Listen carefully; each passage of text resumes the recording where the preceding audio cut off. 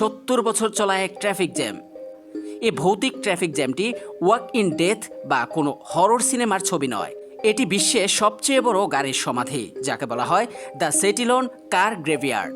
সেটিলন শহরের কাছে ছোট এক জঙ্গলের ঠিক মাঝখানে বেলজিয়ামের দক্ষিণে একটি ছোট গ্রাম হলো পরিত্যক্ত কিছু সুন্দর ও বিলাসী গাড়ির সমাধি। ৭৫ বছরের পুরনো এই ট্রাফিক জ্যামটি লেগেছিল দ্বিতীয় বিশ্বযুদ্ধের সময়। ১৯৪৫ সালে বেলজিয়ামের দক্ষিণাঞ্চলের দখল নিয়েছিল মার্কিন সেনাবাহিনী। তারা সেই পথ আটকে দিয়েছিল। সেই পথে সারি সারি গাড়ি দাঁড়িয়ে প্রায় ৭ কিলোমিটার ব্যাপী ট্রাফিক জ্যামের সৃষ্টি করেছিল। পরপর এত গাড়ি দাঁড়িয়ে পড়ায় মাঝের গাড়িগুলি না এগোতে পারছিল না পেছোতে পারছিল।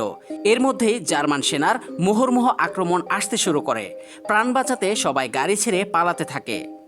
সে সময়ে তাদের ছেড়ে যাওয়া গাড়ির দীর্ঘ লাইনের ট্রাফিক জ্যামটি এখনও লেগে আছে। আর সেই ট্রাফিক জ্যামটি বর্তমানে বেলজিয়ামের দক্ষিণাঞ্চল